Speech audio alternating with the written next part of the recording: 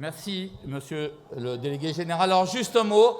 D'abord, Madame la Présidente, mesdames et messieurs les parlementaires, les élus, mesdames et messieurs les responsables de réseau, vous avez raison d'être là, parce que c'est ici que se jouent les idées qui doivent aujourd'hui permettre à la France de se retrouver, de se reconquérir, parce que nous savons aujourd'hui que la gauche a perdu totalement toute sa volonté, toute son universalité, toutes ses valeurs qui faisaient sa force. Aujourd'hui, la gauche est dans le communautarisme. La gauche est dans le soutien. Certains mouvements soutiennent des mouvances islamistes. Ils soutiennent parfois même les identitaires de gauche. Alors, nous sommes là rassemblés avec une diversité de présence. C'est une France qui est très diverse, qui est aujourd'hui ici, et nous voulons dire que cette histoire de France est la nôtre.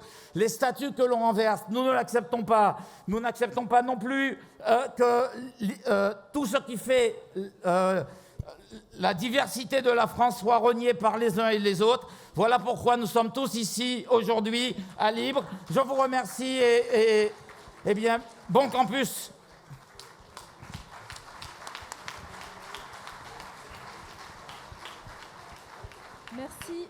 Merci à Patrick Karam. Alors, je vais essayer de parler distinctement avec le masque. Je vais présenter les intervenants à cette table ronde. Donc, Patrick, si tu veux rester, parce que je pense que ton expertise sur la radicalisation dans le milieu du sport pourrait être utile. Éric Diard, député des Bouches-du-Rhône, qui est co-auteur d'un excellent rapport d'enquête parlementaire et qui a donné un livre sur la radicalisation au sein des services publics. Donc, merci pour ce bel ouvrage et cet énorme travail et pour cette présence.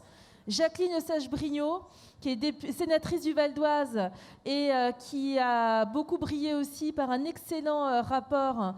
Tu as été la rapportrice justement sur le problème des réponses apportées ou pas apportées par les autorités publiques face justement à la radicalisation islamiste. Nous aurons Naïma Mfadel, qui, outre d'avoir été élue dans des quartiers et d'avoir eu des postes dans les quartiers politiques de la ville, a coécrit, et tout ça devrait faire d'Excellent Français, qui est un excellent livre également, qui fournit discussions et témoignages sur le vécu justement de quelqu'un issu de l'immigration, de comment ça se passe dans les quartiers, comment justement on peut montrer une autre façon de pratiquer un islam républicain et sur les erreurs qui ont été faites. Et le professeur Bernard Rougier, professeur à Paris 3, directeur du Centre des études arabes, qui a fait d'excellentes études, et notamment un livre qui s'appelle « Les territoires conquis de l'islamisme », où il a eu en plus l'intelligence de travailler avec ses étudiants, issus aussi de certains quartiers, qui sont allés en immersion pour mieux témoigner de ce qu'ils ont vu et constaté. Donc c'est à la fois une enquête journalistique et une enquête universitaire. Et enfin, nous aurons la conclusion par notre ami Grosdidier, qui a gagné brillamment la ville de Metz, qui est aussi spécialiste de ces questions-là et qui est également, je crois, président de la métropole depuis le mois de juillet. Donc, qui nous fera l'honneur, François, de clôturer cette table ronde. Donc, en précision, je vais commencer par donner la parole à Bernard Rougier, parce que je voudrais qu'il définisse les termes. Ici, on parle d'islamisme politique, on ne parle pas d'islam. Donc, il n'y a pas d'amalgame à faire, d'amalgame malvenu. Et d'ailleurs, c'est un amalgame raciste sur lequel surfent les islamistes également pour discréditer les travaux qui sont faits. Donc, je vais laisser la parole à Bernard Rougier, peut-être en préambule, pour qu'il nous dise un petit peu comment marche l'islamisme. Quelles sont les différences, par exemple, entre le wahhabisme et le salafisme? Quelles sont les 4 forces identifiées dans l'islam politique? Les salafistes, les frères musulmans, les tablighi, les djihadistes. Donc, si vous pouvez nous expliquer tout ça. Merci. Merci beaucoup. J'espère que tout le monde m'entend. Excusez-moi de parler avec ce masque. La loi est dure, mais c'est la loi. Pour essayer de revenir sur les définitions très rapidement, on doit toujours distinguer l'islam comme religion, l'islam comme culture et l'islam comme idéologie. Et ce qu'on entend par islamisme, c'est évidemment l'usage idéologique de l'islam. Et la distinction que je viens de faire entre l'islam comme religion, comme culture et comme idéologie, précisément, les différentes composantes de l'islamisme refusent de la faire. Je vais vous donner un exemple. Pour les dirigeants de l'État islamique, l'Empire abbasside, c'est l'islam. Les traités sur l'art de la torture et de couper les têtes, c'est l'islam. Puisque ça se pratiquait à l'époque abbasside, sous un califat abbasside, c'est donc que c'est l'islam. Vous voyez cette tendance, si vous voulez, à ne pas tenir compte de cette distinction et à la prendre ensemble pour précisément empêcher l'expression d'un islam spirituel, l'islam comme religion qui ne serait pas annexé ni à certaines périodes historiques, ni à certains usages polémiques. Si on a cette définition, évidemment, une autre définition possible de l'islamisme, c'est faire prévaloir les lois de Dieu sur les lois de la République, ce qui est une définition assez simple. Maintenant, on est d'accord sur le constat que nous observons.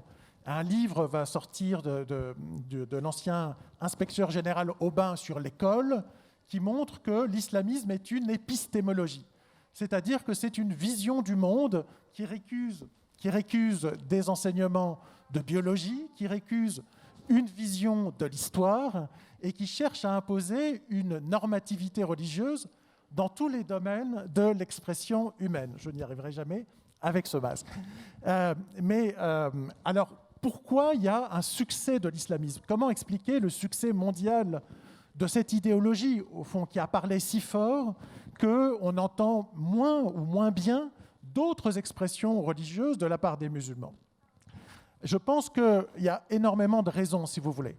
On a des raisons faciles, des raisons stratégiques. Le poids de l'Arabie saoudite, la manne pétrolière et la capacité de l'islam wahhabite à exporter sa vision du monde. Pourquoi je parle d'islam wahhabite? C'est l'islam qui est fondé sur l'enseignement de Mohammed ibn Abdel Wahhab. C'est la doctrine officielle de l'Arabie saoudite. Si vous avez dans des mosquées salafistes, si vous voulez, vous avez par exemple l'idée, diffusée par des enseignements, diffusée dans des livres, qu'il ne faut pas avoir des amis chrétiens, juifs, et qu'il ne faut pas avoir des amis musulmans qui ne seraient pas salafistes. Ça, c'est directement issu de l'enseignement de Mohammed ibn Abdel Wahhab dans un petit épître qui s'appelle « L'allégeance et la rupture ». Il faut faire allégeance qu'aux musulmans qui vous ressemblent et ne pas avoir des amis d'une autre religion ou d'une autre orientation intellectuelle et religieuse en dehors du wahhabisme. Vous avez l'idée du tawhid. En arabe, ça veut dire l'unicité de Dieu, proclamer l'unicité de Dieu. Dans les grandes religions monothéistes, cela ne pose aucun problème. Mais ici, l'interprétation est différente. Ça veut dire que vous ne devez donner qu'une adoration exclusive à Dieu, ne pas vous intéresser à autre chose que le culte exclusif à Dieu. Et dans cette mesure-là, vous avez également, au fond, un principe de mobilisation qui est de nature à exclure tous ceux qui ne vous ressemblent pas. À partir de là, vous allez critiquer tel ou tel auteur, refuser l'enseignement de Voltaire, de Rousseau, au nom de cette vision exclusive où seul Dieu, en quelque sorte, est porteur de vérité. Je vous dis le poids financier de l'Arabie saoudite, la capacité de cet islam à contrôler le pèlerinage, qui est un moment extrêmement important dans le ressourcement de la foi, et la capacité donc à exporter, notamment grâce à un système universitaire très généreux, cette vision de l'islam dans le reste du monde. Vous avez aussi une raison plus sociologique, la massification, les États modernes, la bureaucratisation, la fin des relations, si vous voulez, locales. Il y a un islam interpersonnel fondé sur l'enseignement d'un maître, c'est ce qu'on appelle l'islam soufi, qui a été complètement écrasé par cet islam wahhabite salafiste. Alors on me demande une toute petite dernière précision sémantique, quelle est la différence entre le wahhabisme et le salafisme?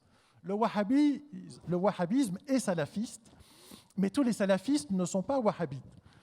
Le fonctionnement du wahhabisme, c'est l'institution religieuse saoudienne. Son rôle historique, c'est de légitimer le pouvoir de la famille royale saoudienne. Et donc, si vous voulez, vous avez l'enseignement de Mohammed ibn Abdel Wahhab, ce prédicateur du milieu du XVIIIe siècle, et une institution religieuse qui est chargée de contrôler cette parole, d'interpréter la doctrine conformément à la politique des Saouds. Et au XXe siècle, on a vu des gens s'appuyer sur cet enseignement de Ibn Abd al-Wahhab, mais le retourner contre la famille royale saoudienne. Et là, le salafisme, donc le culte du premier islam, le culte de l'islam des premiers musulmans, qui est censé être plus pur, plus vrai que ce qui va suivre ensuite, s'est dégagé en quelque sorte du contrôle de l'institution religieuse saoudienne. Cette institution religieuse saoudienne, elle est déjà très conservatrice, mais tout un courant du salafisme va devenir autonome. Et on va voir pourquoi ce succès en France, en tous les cas, pour essayer de rejoindre l'actualité française. Eh bien, je pense qu'on peut avoir une image très simple à travers la figure du père, du père, du frère et du fils. Je m'explique. Le père, première génération de travailleurs immigrés qui travaillent très dur, qui vivent dans des conditions épouvantables dans les foyers Sonacotra. Ils sont la première expression d'islamisme, c'est avec l'affaire du voile en 89, ce sont les frères musulmans qui vont tenter de porter la contestation au cœur de l'école avec un sens stratégique très, très fin. Et finalement, comme les frères musulmans sont aussi un mouvement de blédards, de gens qui sont nés en Algérie, au Maroc ou en Tunisie, qui ne maîtrisent pas forcément très bien les codes de la société française, eh bien, ils vont être dépassés par les enfants, par les fils. Et je pense que dans le succès du salafisme, vous avez évidemment une révolution du sens qui s'opère dans l'ensemble du monde musulman, mais également une révolution de génération où la jeune génération va se réinventer en quelque sorte à travers l'idée qu'ils sont meilleurs musulmans que leurs parents, qu'ils vont, eux, porter une parole de vérité et qu'ils vont, en quelque sorte, diffuser ce type de prédication dans les quartiers de manière plus efficace que n'avaient fait des parents disqualifiés par leur profession ou par des associations disqualifiées par le fait que leurs dirigeants viennent du Maghreb. Et on a, si vous voulez, ce que j'ai appelé l'écosystème, c'est-à-dire que tout à coup, de nouvelles sociabilités se sont diffusées dans la société française autour du stade de foot, autour de la sandwicherie halal, autour de la mosquée salafisée. Et finalement, on a des sociabilités qui sont difficiles à combattre parce que précisément, elles encadrent en quelque sorte toutes les dimensions de l'existence humaine. À partir de là, vous avez une idéologie qui est à la fois une vision du monde, bien sûr, mais aussi un art de vivre, un art de s'habiller, un art d'afficher sa différence, qui va produire des effets, y compris sur les musulmans qui ne sont pas salafistes et qui restent, heureusement, une large majorité. Et voilà. Très peu de temps, voilà, merci j'ai parce terminé. Que déjà c'est passionnant et puis ça plante bien de manière scientifique le décor. Parce que pour éviter de faire des amalgames, il faut savoir exactement de quoi on parle. Alors justement, ça me fait une très bonne transition.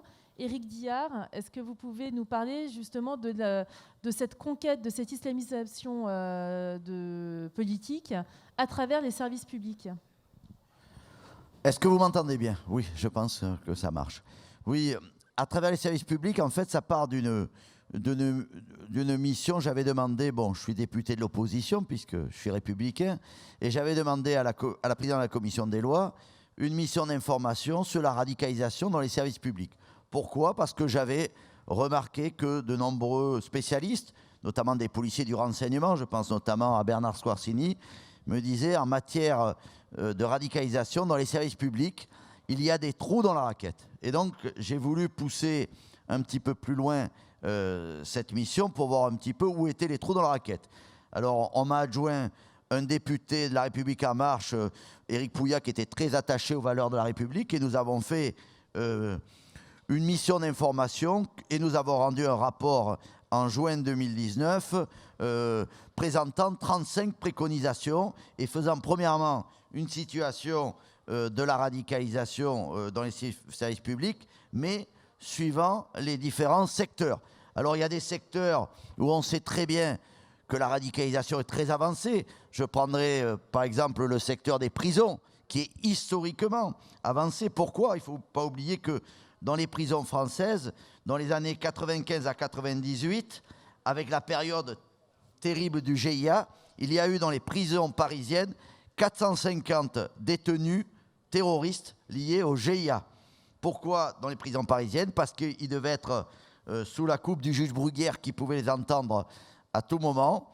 Et à partir de là, ça a commencé à essaimer, ça a été un véritable incubateur à radicalisation et ça ne s'est pas arrêté. Ça a repris plus belle dans les années 2000, puisque dans les prisons, on compte environ 500 détenus pour terrorisme. Mais le plus grave pour moi, c'est dur à évaluer, les 1700 détenus qui étaient des détenus de droit commun, qui ont été là pour un vol ou pour des stupéfiants et qui se sont radicalisés en prison.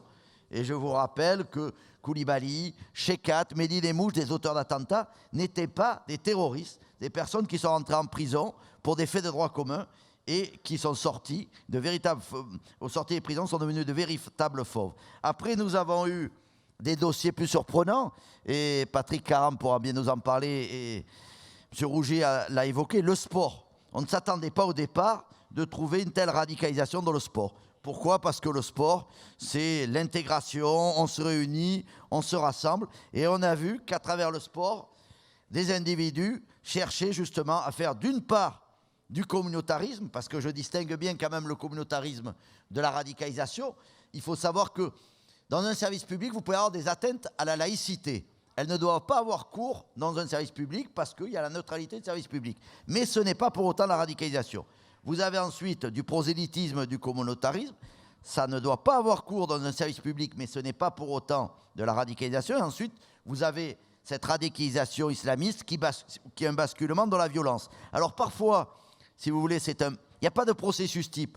Parfois, c'est un parcours initiatique. Vous commencez par l'un, vous terminez par l'autre.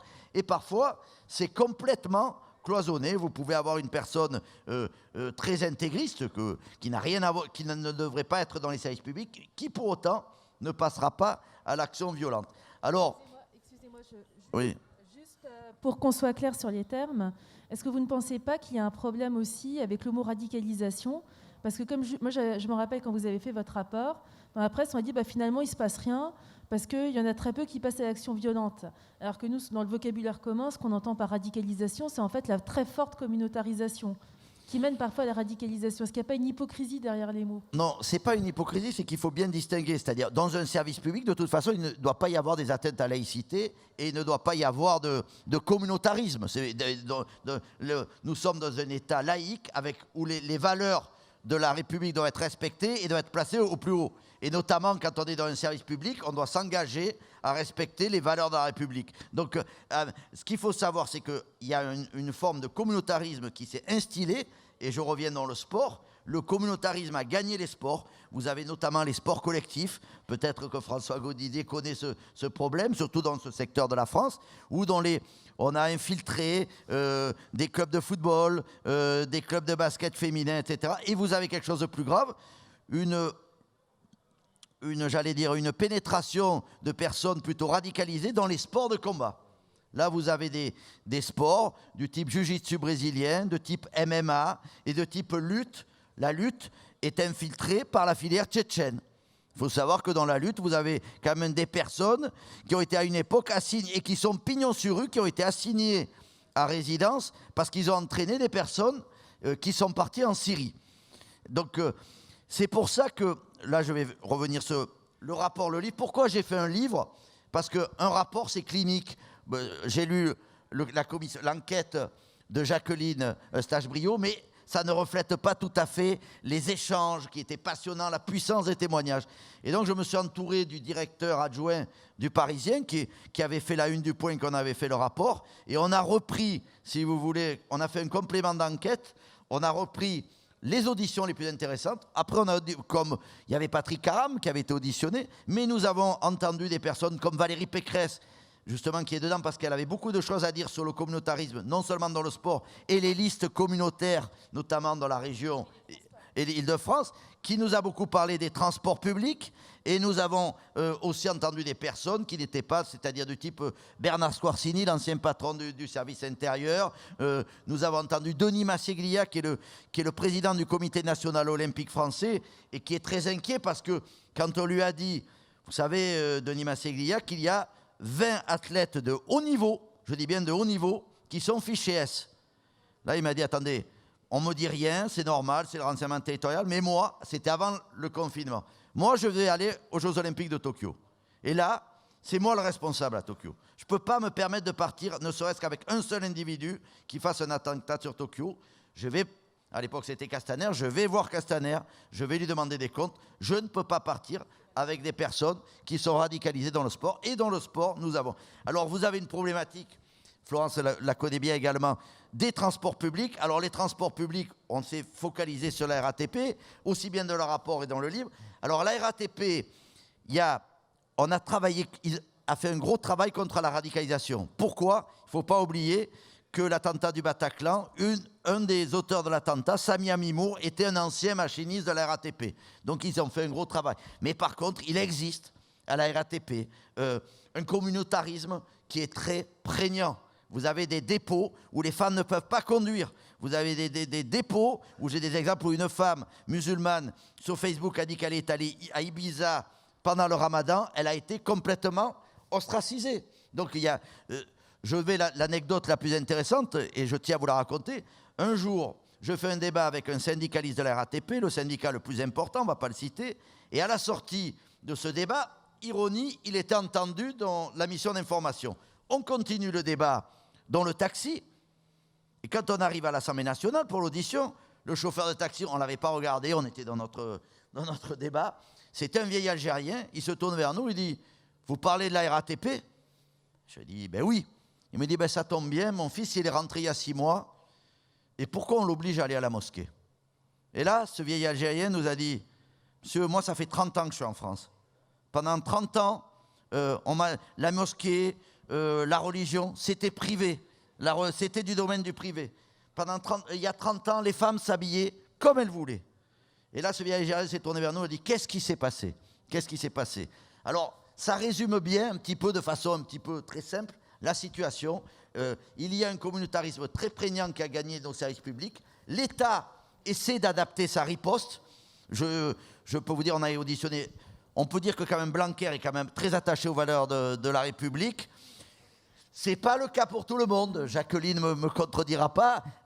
J'ai eu un débat, j'allais dire, lunaire avec la ministre des Sports et elle a eu, lors d'une audition, un débat plus que lunaire avec la ministre des Sports qui, pour elle, trouve tout à fait normal le prosélytisme religieux dans le sport. C'est, pour elle, quelque chose qui est tout à fait normal. Donc, j'avais vu cette mission et j'avais vu ce débat. Je voulais en venir là-dessus. Donc, la radicalisation dans les services publics, malheureusement, ça existe. L'État le sait, l'État s'adapte, mais il y a quand même certains domaines où j'ai l'impression que nous avons 1 voire 2 longueurs de retard, et donc il y a du pain sur la planche.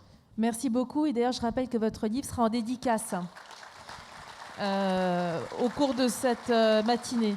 Alors, avant de donner la parole à Jacqueline, Naïma, est-ce que justement vous pouvez corroborer un petit peu ce qui a été dit par rapport à votre vécu ? Donc moi, par rapport à mon vécu que je relate dans ce livre, et tout ça devrait faire d'excellents Français, plus je vous écoutais tous, plus je me disais, mais en fait, relever la République, mais la République, est-ce qu'on a su aussi la protéger à un moment, afin de permettre qu'elle puisse être transmise à tout le monde, si je puis dire. C'est-à-dire tout ce qui était valeur autour de la République, autour de l'appartenance commune, de la République qui a pu agréger tout le monde au fur et à mesure des immigrations. La République que moi j'ai connue, quand mes parents sont arrivés, mon père est arrivé en 62, moi je suis arrivée en 68, donc venant du Maroc à l'âge de 8 ans, je n'avais jamais été scolarisée.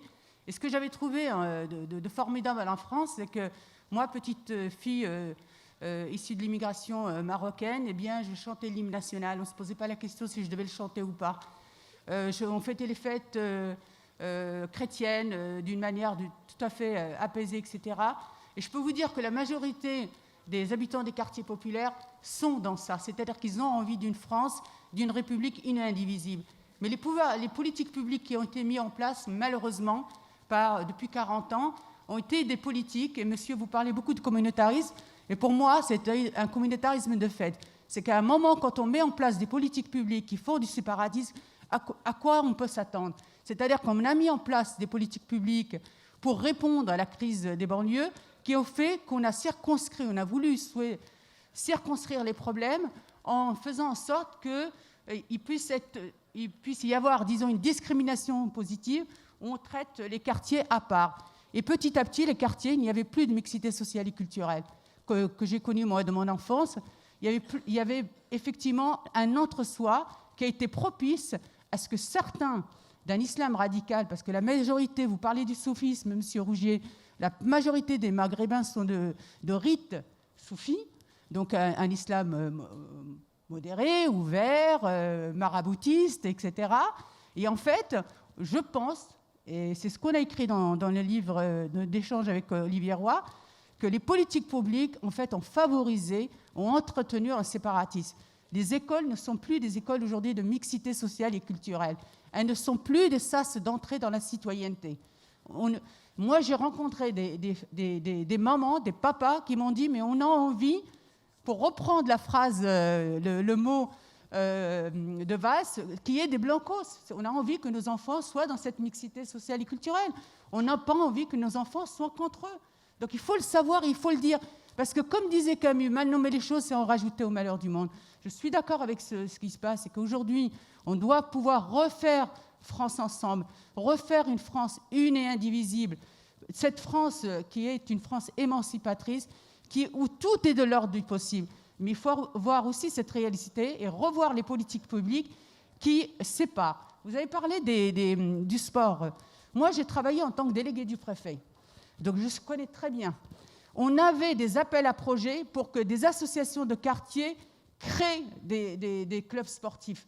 Comment voulez-vous? Pourquoi on n'aurait pas eu l'idée plutôt de dire aux associations qui s'adressent à tout le monde, eh bien, allez chercher ces enfants des quartiers populaires, amenez-les en centre-ville, qu'ils fassent du tennis, du foot, etc., et arrêtez de faire du séparatisme par le sport. On a fait la même chose au niveau de l'offre de loisirs, en créant par quartier, parfois par sous-quartier. Comment voulez-vous? Finalement, les habitants, qu'est-ce qu'ils vous disent? Finalement, on n'est plus qu'entre soi parce qu'on veut qu'on soit entre soi. Moi, je voudrais souligner ce qui s'est passé à Dreux, pour moi, qui a été quelque chose de fort cette année.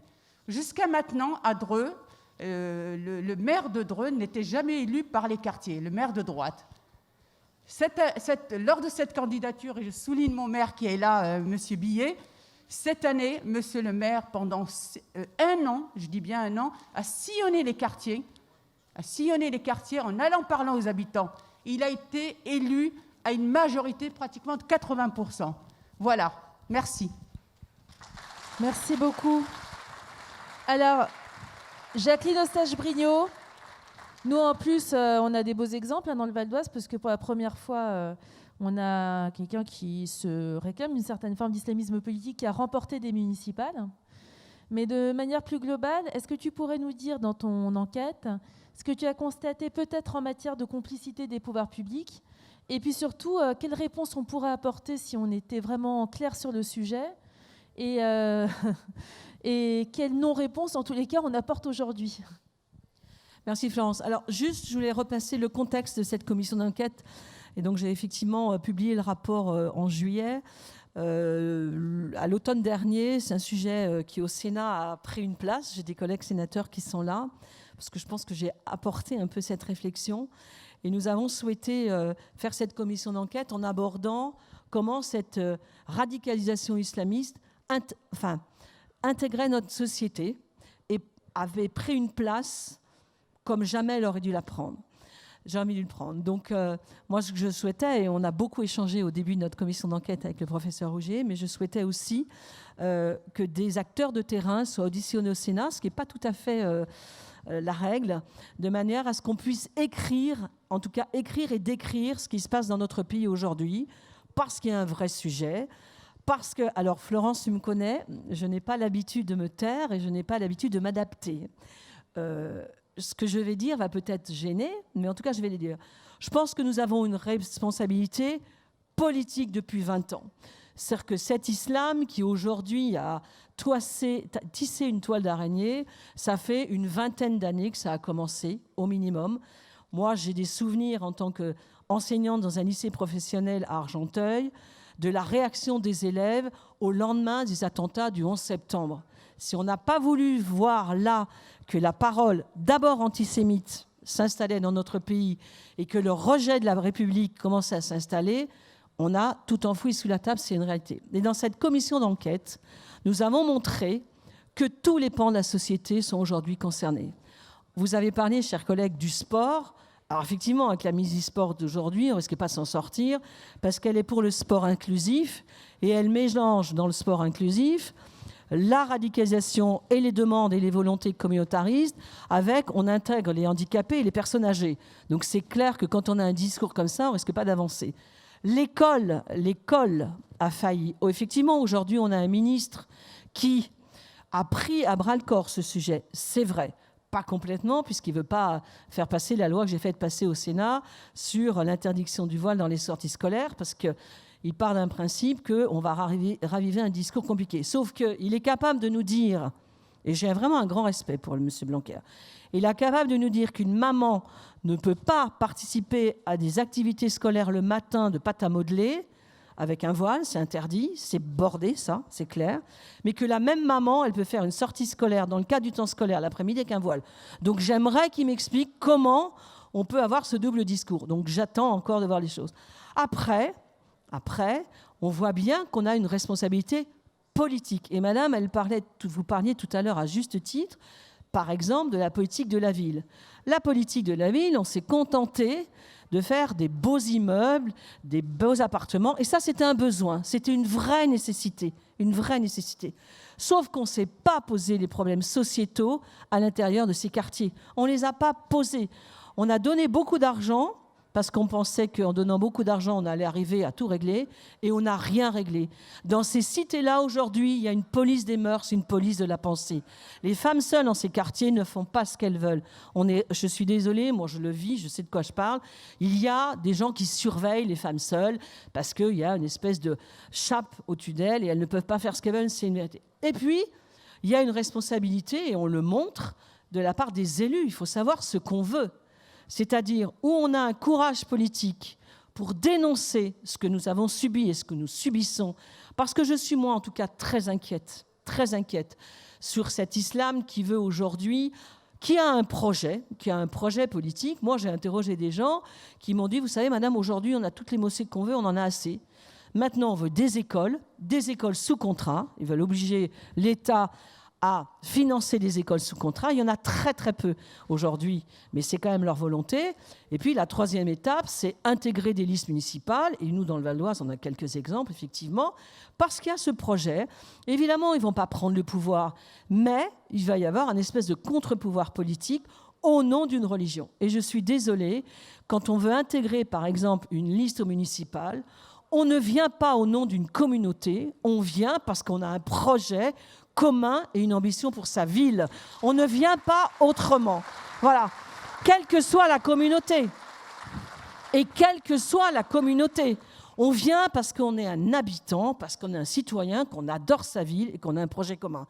On ne doit pas céder aux communautés. Moi, je l'ai vécu, j'ai jamais cédé. J'ai été menacée, j'ai été insultée, ça m'est égal, ça veut dire que j'existe et ça veut dire que je les embête, donc je suis ravie. Donc voilà, et je pense qu'il ne faut pas, et nous, les élus, nous avons une vraie responsabilité dans notre discours. C'est que nous ne devons pas avoir un double discours. C'est pas un peu par-ci, un peu par-là, c'est non. C'est oui la République, non aux pressions communautaristes, non à cette pression, l'islam politique.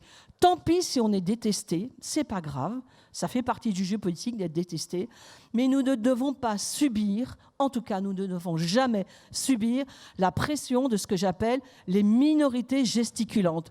Parce que ce sont des minorités, mais elles peuvent être influentes, elles peuvent faire peur, elles grossissent. Et si, très sincèrement, il n'y a pas un discours clair aujourd'hui en disant c'est la République et rien d'autre, nous sommes tous, quelles que soient nos couleurs de peau et nos origines, des enfants de la République, nous allons vers un pays qui va se fractionner et nous aurons des quartiers qui échapperont à la République. Et vous nous l'avez bien expliqué, quand l'école commence à faillir et à se laisser impressionner, quand le sport, il y a un vrai sujet, et Patrick Caram, je sais qu'on a échangé, il y a un vrai sujet. Quand dans les quartiers, les boutiques appartiennent toujours aux mêmes, nous avons effectivement un écosystème et nous avons en particulier en Île-de-France des quartiers qui sortent de la République par ces écosystèmes avec cet entre-soi. Et je vais finir là-dessus parce que je pourrais vous en parler pendant des heures. Il ne faut pas croire que ça n'a lieu qu'en Île-de-France. Quand vous regardez aujourd'hui la carte des 15 quartiers, des 15 villes pour lesquelles l'État aujourd'hui a un projet de reconquête républicaine, j'aimerais bien ce que ça, toute la France est concernée en dehors de l'Ouest et du Grand Ouest. L'Ouest et le Grand Est sont assez préservés. Tout le reste de la France est concerné par ce problème. Donc, soyons courageux, n'ayons pas peur politiquement de porter et de dire ce que nous sommes. Soyons fiers d'avoir porté toute cette diversité que nous avons dans nos quartiers, mais au nom d'une seule chose, la République. Et je dirais une dernière chose par rapport à ce que disait Madame sur la diversité sociologique. Moi, vous avez entièrement raison d'en parler. Sauf que quand on ne dit pas ce que c'est la diversité sociologique, parce qu'on a peur des mots et qu'on a peur de dire qu'on ne veut pas effectivement que tous les gens de même origine vivent ensemble, parce que c'est un peu le sujet, et qu'aujourd'hui on parle de diversité sociologique uniquement par le volet des ressources, on ne risque pas d'y arriver. On ne risque pas d'y arriver, parce que c'est ça aujourd'hui. Voilà. Donc voilà, je pense qu'aujourd'hui on a un vrai sujet, que nous en tout cas, nous avons à affirmer ce que nous sommes, et il n'y a pas de demi-mesure, c'est pas à moitié avec, à moitié sans, c'est une seule et unique, c'est la République et rien d'autre. Alors merci Jacqueline. Alors, avant de laisser la conclusion à François Grosdidier, qui va avoir la lourde tâche en plus de faire la synthèse, par rapport à ce que tu disais dans les écoles, moi je l'ai vu en tant que maire de Taverny, où j'ai eu une délégation de femmes musulmanes, qui très communautarisées, puisqu'il faut dire ça comme ça, qui sont venues me voir en disant on veut des menus végétariens. Et en fait, elles voulaient des menus végétariens parce qu'elles ne voulaient pas finalement que dans les assiettes, il y ait de la viande non halal. Donc, vous avez maintenant une triche, entre guillemets. C'est sous prétexte d'être végétarien. Je vous avouerai qu'en plus, moi, je n'ai pas vraiment la fibre végétarienne, donc elles ont été très mal reçues. Mais en plus, c'est vraiment un prétexte pour rendre plus pure, entre guillemets, l'assiette en ne mettant, comme il n'y a pas de viande halal, quitte à ce qu'il n'y ait pas de viande halal, il ne faut pas qu'il y ait de viande du tout. Donc vous voyez, quand vous êtes maire d'une commune, vous avez ce type de pression à laquelle il faut résister parce que vous avez aussi des élus, il faut le dire, qui sont complaisants et qui se disent, comme on a des élections, il faut aller acheter les voix dans chaque quartier, dans chaque communauté. Alors, on n'est pas aidés, mais c'est vrai que nous, élus, on a une vraie responsabilité. Il faut qu'on ait le courage de pouvoir se dire, tant pis, quitte à perdre l'élection, il ne faut pas que j'accepte ça. Et je crois que c'est très important, justement, les témoignages que nous avons reçus, pour montrer vraiment que c'est une histoire aussi de courage collectif et de réaffirmation des valeurs républicaines qui ne sont absolument pas portées aujourd'hui par Emmanuel Macron, si je puis me permettre. Alors, comme on a un temps à tenir et que je comprends que ce soit très frustrant parce que vous avez des intervenants d'une extrême grande qualité, moi, ce que je vous invite à faire, si vous voulez qu'on ait une vraie conférence autour de ça, c'est de nous écrire sur Libre, sur l'adresse de Libre, si vous voulez qu'on refasse une conférence peut-être en dehors de Mency pour parler de ces questions-là autour des spécialistes que vous avez autour de la table. Parce que je pense que c'est un peu frustrant puisqu'on était tenu par le temps de n'entendre qu'une fois ces intervenants. Donc si ça vous intéresse, n'hésitez pas à vous manifester. Je laisse la parole à François Grosdidier. Bien, merci. On me dit qu'il faut qu'on termine effectivement à 11h05 exactement. Qu'il reste 10 minutes. Je ne sais pas si je prétendrai faire une synthèse. Moi, je trouvais très intéressante cette table ronde. Les interventions étaient extrêmement complémentaires et les fondamentaux ont été très bien posés. De quoi parle-t-on ? L'islam d'une part, qui est une religion, dont certains considèrent, parfois même des voix chez nous, qu'elle serait par essence incompatible avec la République. Si j'ai une lecture littéraliste même de l'Ancien Testament, je peux trouver les justifications au régime le plus obscur, antiste ou le plus totalitaire. Quand je le lis, quand je sais le lire, l'Ancien Testament, et que je lis par exemple le Décalogue, qui a pour la première fois dans l'histoire de l'humanité posé le caractère sacré de la personne humaine. Et quand je le mets dans le contexte, je me rends bien compte que c'est le début du commencement de l'humanisme et de la marche de l'humanité vers l'idéal qui aujourd'hui est celui des droits de l'homme et du citoyen. Et on a parfaitement décrit ce phénomène qui, dans l'islam, phénomène qui est apparu à l'intérieur de l'islam, de l'islamisme, et il n'y a pas si longtemps que ça, d'un mouvement politique radical qui refuse toute contextualisation et qui promeut une conception totalement archaïque et se situant dans une époque que l'on peut, avec les yeux d'aujourd'hui, considérer comme parfaitement barbare et qui a une action à la fois terroriste, mais également une action prosélyte. Et il y a également, dans un mouvement plus large qui n'est pas nécessairement violent, un mouvement qui est totalitaire et qui doit être combattu par essence, c'est ce phénomène de l'islamisme, mais qui se développe sur un terreau. Et donc, nous devons combattre le phénomène précisément, mais nous devons également nous interroger sur le terreau. Dans nos cités, nous n'avons pas simplement permis le développement de l'islamisme aujourd'hui, nous avons aussi favorisé, nous, la société française, laissé se développer des phénomènes de délinquance qui n'existaient pas dans d'autres territoires, parce que nous avons précisément laissé se développer un terreau qui n'était pas celui de la République. Alors les responsabilités sont anciennes, parfois très partagées, bien sûr. Je livre mon expérience. Ce n'est pas seulement celle d'un maire de Metz. J'ai été maire de Metz, moi aussi, à totalement gagner la seule ville de plus de 100 000 habitants que notre famille politique a connue. Et je ne l'ai pas gagné avec les CSP+, du centre-ville, ni même ceux qui votent pour nous aux élections nationales. Je l'ai gagné avec les quartiers et avec un électorat dans les quartiers qui est à la fois l'électorat de culture de confession musulmane, mais aussi, cet électorat dit de souche qui se sent complètement abandonné par la République et qui, aux élections nationales, vote à l'extrême droite. Et j'ai réussi là, non pas parce que j'avais l'étiquette LR, mais parce que j'avais été maire de la ville d'à côté, où j'avais été élu en 2001, qui était la première zone de non-droit de notre région, et qu'il était parce que c'était un territoire abandonné de la République. 70% de logements sociaux, plus de la moitié de la population d'origine maghrébine ou turque qui n'avait pas demandé à venir là, mais qu'on avait fait habiter là sans leur demander leur avis. D'ailleurs, le premier résultat du communautarisme, c'est d'abord la concentration dans des quartiers entiers de populations de même origine, et après dont on s'étonne, se demande pourquoi ils peuvent avoir une réaction communautariste, ou pourquoi ceux qui veulent cultiver une identité en fracture avec la République trouvent un terrain aussi propice. Et puis, on l'a abandonné totalement sur le plan des services publics, mais aussi sur le plan idéologique. Dans les années 70, qui sont les années qui ont suivi mai 68, d'une part, nous avions pas seulement, après la crise pétrolière, la fin du plein emploi, alors que le travail avait été un facteur d'intégration des premières générations de l'immigration, mais aussi le développement d'une idéologie libertaire. Il est interdit d'interdire jusque dans l'éducation nationale. Et je suis de la première génération qui a connu l'autodiscipline à l'école, etc. Moi-même, j'avais du mal. Mais pour des enfants qui, en plus, étaient en rupture, dont les codes moraux des parents n'étaient pas opérants dans notre société, ils ont pu facilement s'engouffrer dans cette brèche, et l'école n'a pas été le vecteur d'intégration qu'ont été les écoles de la 3e et de la 4e République.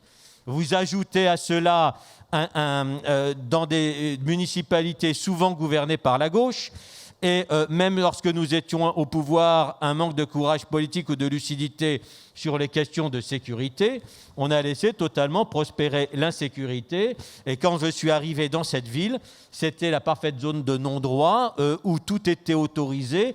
C'était l'hypermarché de la drogue, à ciel ouvert. Et nous avons laissé construire tout cela. Nous, collectivement, la société française. Donc, c'est sur ce terreau qu'on prospère. Comment le combattre ? En rétablissant l'état de droit partout. Mais j'insiste sur un point, en ayant d'ailleurs réussi dans une ville en bâtissant la première police municipale de France rapportée à la population, et là-dessus nous battions Nice. On a rétabli le droit en étant extrêmement ferme, mais j'ai appris que pour être ferme, il fallait être juste. Et la marque de notre famille politique, ça doit être ça. Alors on va devoir conclure, François, parce que Valérie arrive. On m'avait dit 3 minutes encore. Oui, mais après je passe sous la guillotine, sinon.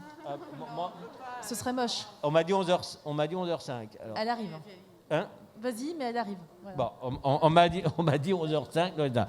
Donc, je voudrais retenir fondamentalement pour notre famille politique, et ça doit être notre marque de fabrique, nous devons être lucides et nous devons être fermes, mais pour être ferme, il faut être juste. On dit le communautarisme, ce n'est pas l'exercice du culte. Le communautarisme, c'est l'invasion par la religion de l'ensemble de la sphère sociale, comme ça a été parfaitement décrit.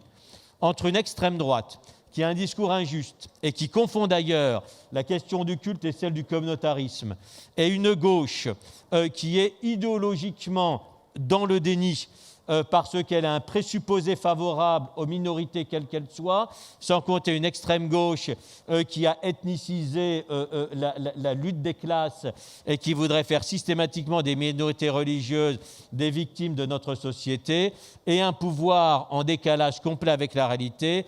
Nous devons être la voix d'une politique lucide, d'une politique très ferme et d'une politique juste et opérationnelle sur le terrain. Je crois que c'est l'exemple que montrent nos élus locaux, qui sont ceux que rassemble le mouvement libre et que le mouvement permet de s'exprimer. Et c'est en étant ainsi exemplaires sur le terrain que, nous apporterons les réponses aux Français qui sont déchirés par ces questions, par le manque de lucidité et par le déni de réalité et l'inaction de l'État qui se confirme, hélas dans les déclarations récentes. Voilà. Merci beaucoup. Merci.